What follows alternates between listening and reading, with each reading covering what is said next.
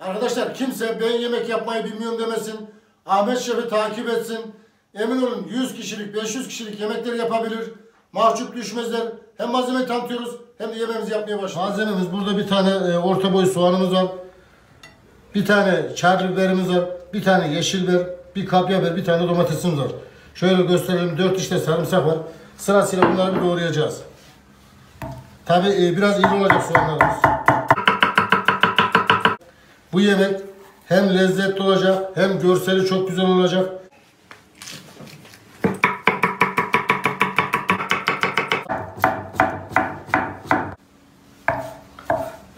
Tabanlar lezzet versin diye bir diş de sarımsak. Sarımsak ufaktı, bir tane daha doğrayalım. Malzememiz bu kadar. Şimdi sıra geldi karnabahara ayıklamaya. Arkadaşlar malzemeyi doğradık. Hemen karnabaharları ayıklıyoruz. Tabi pazarda seçerek aldım. Mum gibi dağılanı değil.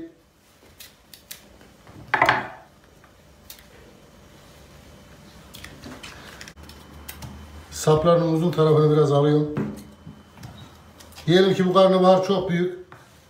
Ne yapacağız? Şöyle bir kontrol edeyim, bölünebiliyor mu? Ondan sonra bıçak vurayım. Ne kadar az bıçak karnabahar o kadar güzel olur. Ocağa girdiği zaman ne olacak? Hepsi kar gibi çıkacak. Suyumuz kaynadı. Hemen şöyle içine bir çeyrek limon sıkıyoruz. Yarım çay kaşığı da tuz atıyoruz. İçine karnabaharları atıyoruz. Şimdi şöyle göstereyim. Sararmış karnabaharlar içinden kar gibi çıkacak. Karnabaharlar pişmiş olacak. İçindeki limonla tuz aynı çiğ gibi gösterecek. Rengini kar gibi yapacak. Arkadaşlar kapağı kapatıyoruz. Hafiften de ılık bırakıyoruz. Kaynadığı zaman taşmasın diye. Kaynayınca orta ateşe alacağız. Ortalama pişme süresi 20 dakika. Bu karnabaharın cinsine göre değişiyor. Yemeğimiz kaynadı. Karnabaharımız kaynadı. Hemen orta ateşe alıyoruz. Şöyle bir göstereyim. Kaynamayı biraz düşürdüm.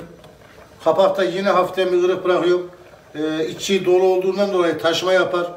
Önce bunun haşlanmasını bekleyeceğiz. Ondan sonra diğer işleme geçeceğiz. Karnabaharı bir kontrol edelim. Arkadaşlar şöyle bakın. Karnabaharlar kar gibi oldu, görüyor musunuz? Görüntüsü çiğ gibi. Aslına bakarsan pişmiş.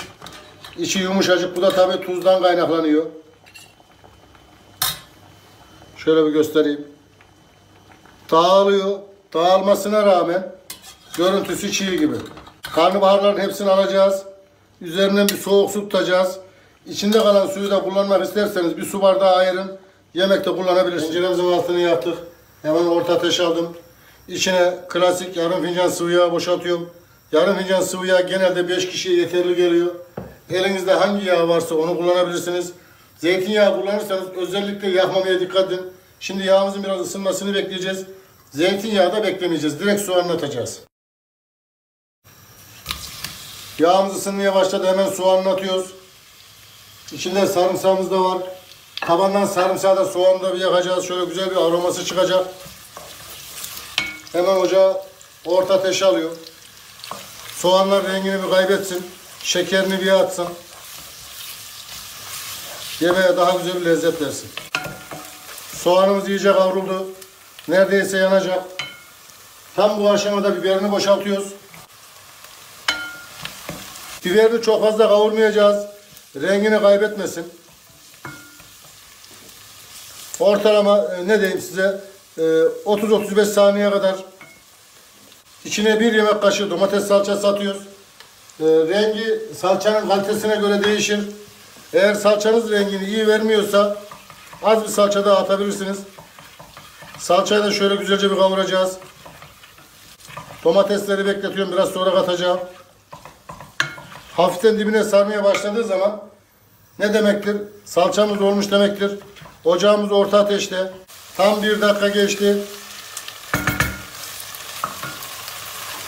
Domatesini atıyoruz. Arkadaşlar bu sıralamaya çok dikkat edin. Özellikle yavaş yavaş, özene özene sıralamayı şaşırmayın diye anlatmaya çalışıyorum. Domatesi attıktan sonra ortalama 15 saniye, fazla pişirmeyeceğiz. Burası çok önemli. İçine 1 tatlı kaşığı un atıyorum. Hemen şöyle unları karıştırıyorum. Bu yemekte unu mutlaka kullanın. Yemeğiniz su gibi olmasın. Hem de çok başarılı bir yemeğiniz çıkar. Burada 1 su bardağı biraz büyük. Karnabaharın kendi suyu var. Biraz soğuttum. Hemen onu boşaltıyorum.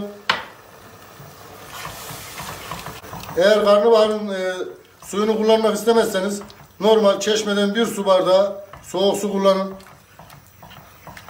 Şöyle iyice bir karıştırdım. Bu yemek çok fazla sulu bir yemek olmayacak. 2. su bardağı soğuk suyumuzu boşaltıyoruz. Kaynadığı gibi baharatlarını vereceğiz. Sosumuz kaynamaya başladı. Hemen içine 2 diş çiğden sarımsak atıyorum. Bu lezzet için. Sosumuz koyu olduğundan dolayı baharatı fazla yemez. 1 çay kaşığı tuz. Yani yeteri kadar. 1 çay kaşığı pul biber. Acı seviyorsanız acı pul biber kullanın. 1 çay kaşığı karabiber. Daha fazla bunda baharat kullanmayacağım.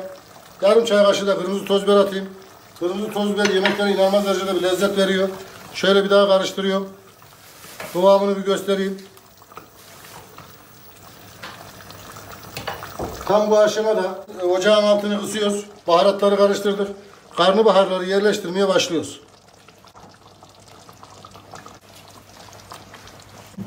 Arkadaşlar karnabaharın hepsini tenceremizin içine koydum.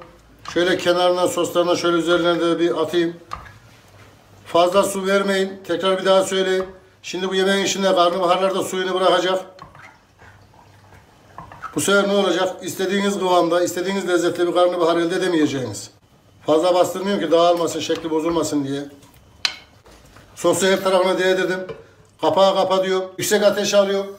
Kaynadığı gibi altını kısacağız. 1,5 dakika geçti. Yemeğimiz kaynamaya başladı. Yüksek ateşteydi. Orta ateşe alıyorum. 3 dakikada orta ateşte kaynatacağım, altını kapatacağım. Normal şartlarda kapağını ılık bırakmanız gerekiyor. İçindeki un sırrı bozulmasın, buharı dışına atsın diye. Kapağın üstü delik olduğundan dolayı ne yaptı? Buharı dışarıya attı, içindeki un sırrını bozmadı. Tuzunu kontrol ettim, tuzu az geldi. Biraz daha tuz ilave ettim. Altını kapatıyoruz. Bu şekilde yemeğimizi 2-3 dakika dinlendiriyoruz. Kesinlikle sizi mahcup düşürmeyecek çok güzel bir karnabahar yemeği oldu.